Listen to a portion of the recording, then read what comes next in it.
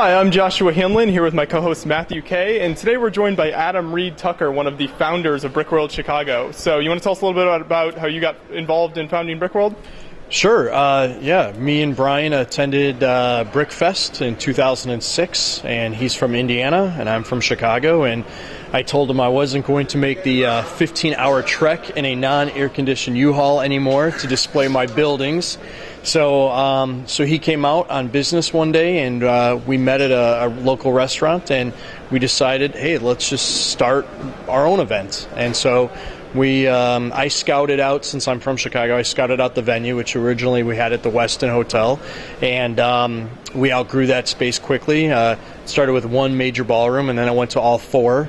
And then last year, Brian ended up taking over Brickworld, so I could focus on some other interests that I had with the Lego brick. And so since we've been here at the Renaissance Hotel, it's really been Brian's event. And it's flourished, as you can see. We're growing out to a full 100,000 square feet of space. And so that's kind of the story and the history of Brickworld. But now, before Brickworld even started, there was Chicago House of Bricks. Can you talk about that? There was a small event that Joe Mino put on. Okay. Obviously, we know Joe from Brick Journal. Sure. And we were invited out to this small event called House of Bricks, and it was in a suburb of Chicago. And in order to get the hotel space, we had to kind of join forces with a sci-fi convention, and we weren't obviously really taken seriously at that point with our hobby and with the bricks, and I think there was only like 12 of us displaying. Yeah. So Joe said, hey, let's go out to Brickfest and check that out. And then so actually, to be corrected, the first event was House of Bricks in Chicago, and then Brickfest out in Washington, D.C., and then now Brickworld. So. Okay. Were you very involved with the events that branched out from the original Brickworld Chicago, like Brickworld Indy and those kind? No, those are all Brian. Okay. So, yeah, absolutely.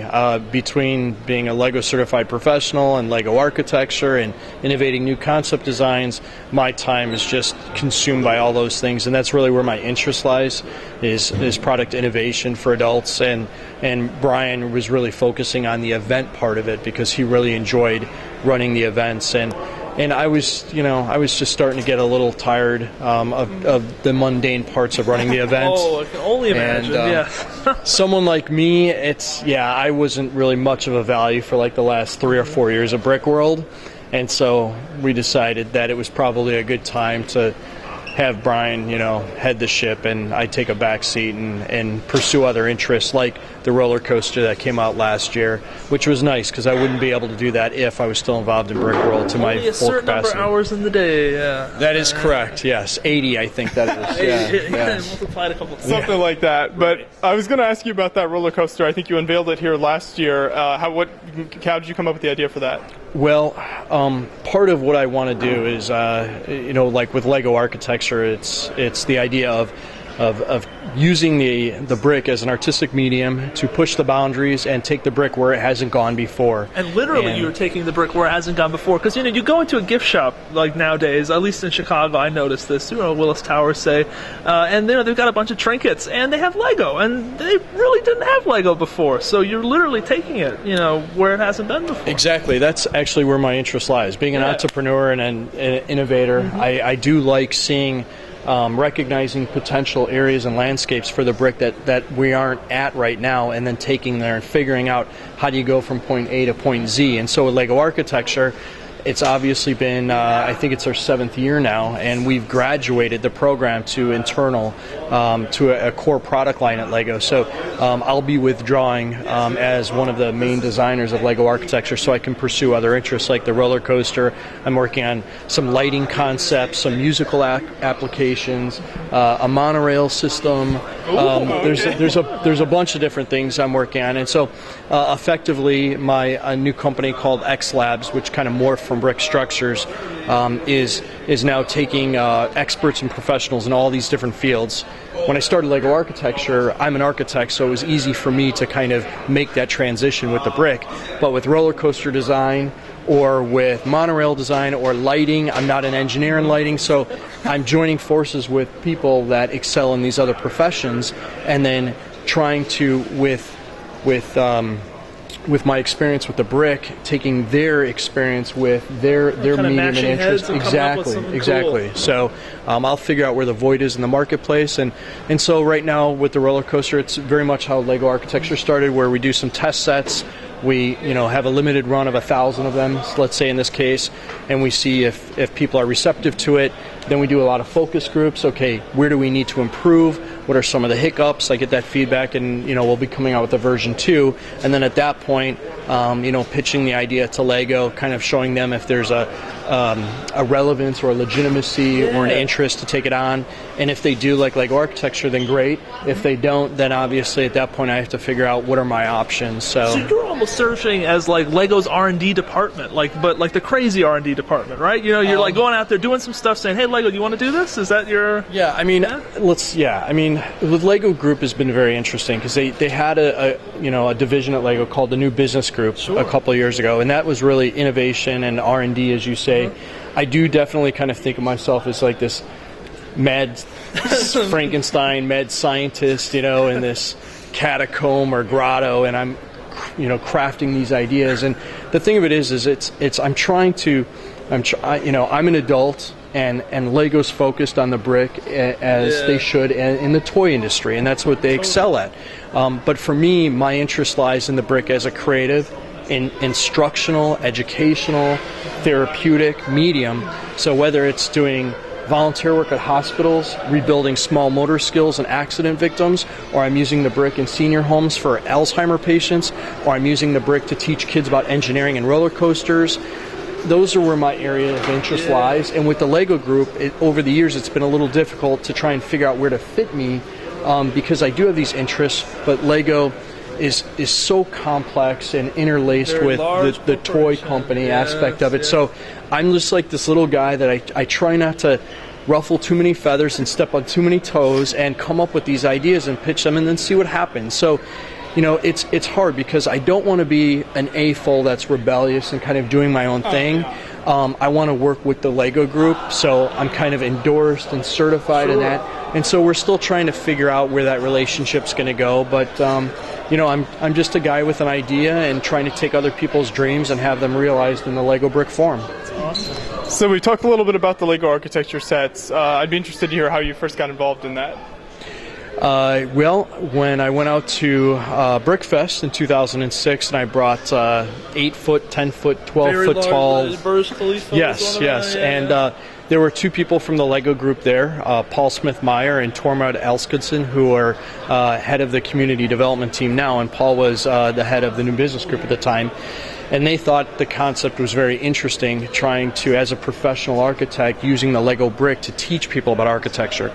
And he saw the business model there potentially of going to retail with smaller sets to teach masses of people about architecture, not just going to a convention here and there. 2 shows, right. Yeah. So that's how we kind of co-develop and pitch the idea to the Lego Group on behalf of Paul, who worked for the Lego Group, and we tested it. There was about 3 or 4 different phases or different platforms that we went through, and it's grown into something now that's wonderful and I'm really proud of, and we've shared it with a couple other artists, and like I said, now Lego Core is taking that over internally in Billund, and that'll allow me to explore other areas where I can provide value further for the brick. So is that to say, up to this point, you've been kind of managing Lego architecture from your home in Chicago? Is that? Well, there's been a couple different things.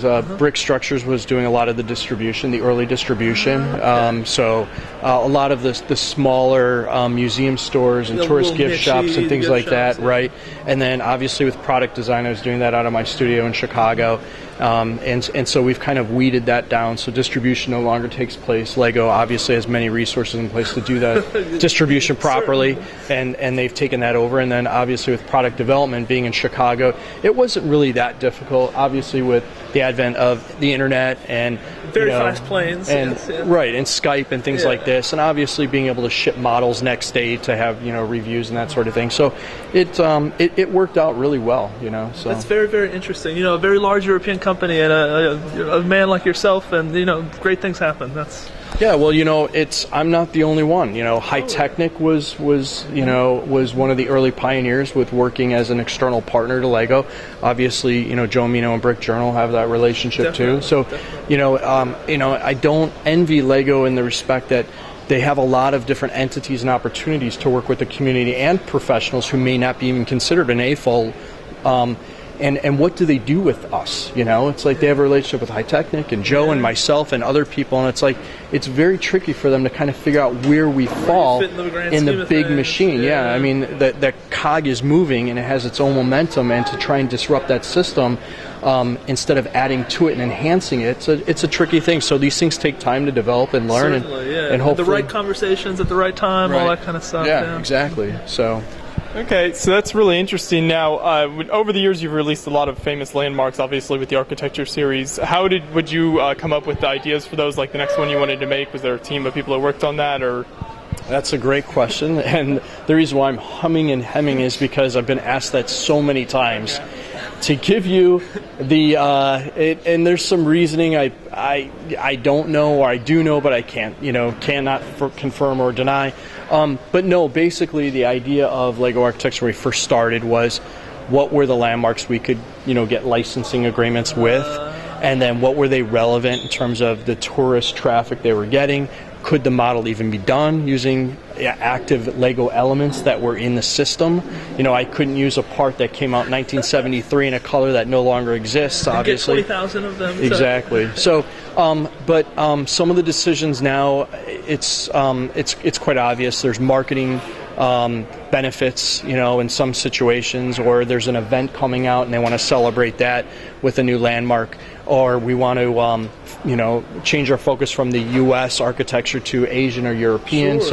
We spread the love to everybody, and with only a handful of SKUs, say 3 to 4 to 5 a year, that selection process it's a little sensitive because you can't satisfy every country or every type. So yeah, there's many different reasons. Financial, marketing, there's a lot of factors that go into it. Like I said, even can the model be built, or if it can be built, do we have the bricks available to us? Because a lot of the development and the lead times that go into creating a model from concept to box on a shelf, it's almost a 24-month process.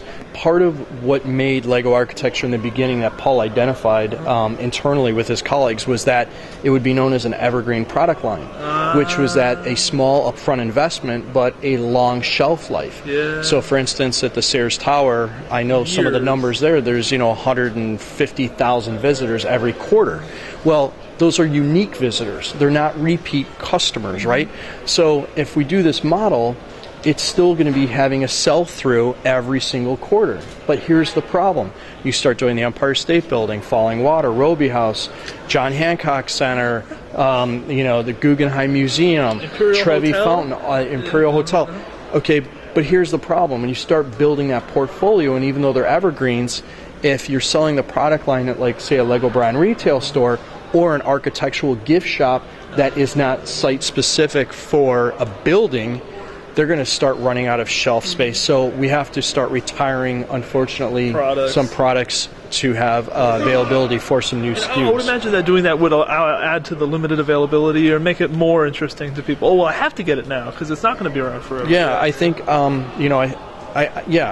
great example of that is Marina Bay Sands. That was only offered in Singapore. It wasn't offered here in the States. And obviously, on the secondary market, it's very pricey. A little bit. But allowing that SKU to come in, we had to remove a SKU to take its place because it was still part of the portfolio. So, but a lot of those decisions I'm not really privy to. Again, I'm more with the product design and the marketing, not necessarily the business structure of where a set should go next and that sort of thing, and price points and so. But I do know that I believe Lego architecture, the individual models have survived pretty long as compared to other Lego lines, for instance. Sure. I think a lot of our models stay around for about 3 or 4 years. 3 or 4 years before they're retired or replaced. Sometimes it's like you have like a 1 year to a year and a half. Is that like a typical? you only have it out for a certain period of time, and then just got to retire? Some we've had out for like 3 or 4 years. Yeah, depending on the demand and How long was the Sears Tower out? Just out of curiosity. That was out for, I believe, 5 years. 5 years, okay. Yeah, and then we changed its name to Willis Tower, of course. Yeah. So are the Sears ones going for more on the secondary? I haven't checked that out much. Of course they are, absolutely. All right. And then the original test sets that we had of the series, the brick structures, published by the Lego Group.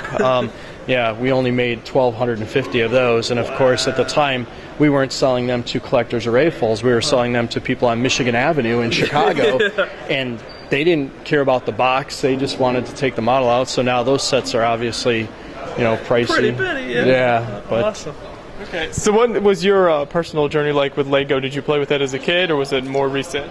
Oh, absolutely. I mean, I was Christmas, birthdays, you name it, George Washington. I mean, I like every holiday I wanted Lego sets, right? And then, you get into junior high and high school, and you start getting into sports and cars and girls, and they go up to mom's attic, and you forget about Lego. And then, I had an epiphany when I was 35 years old, about 7 years ago, as an architect.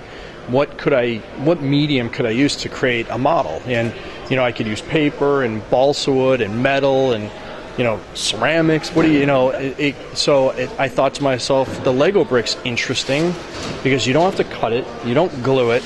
If you stick it in the wrong position, you can undo your mistake and no one's the wiser to it.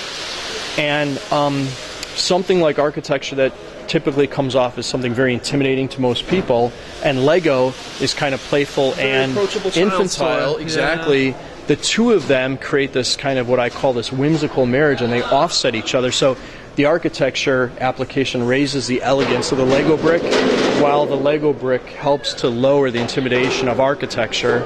And so that's kind of how... It's a perfect coexistence. It is. It was, yeah. And now I'm learning, using the brick now as an adult, past architecture, I'm understanding that the Lego brick has far more uses than just architecture. Engineering, like I said, theory, philosophy, therapy, art, obviously. So those are the areas that I'm really interested in pursuing and pioneering and frontiering new paths for the Lego brick. Very interesting. Thanks for talking with us. Of course, my pleasure. Thank you.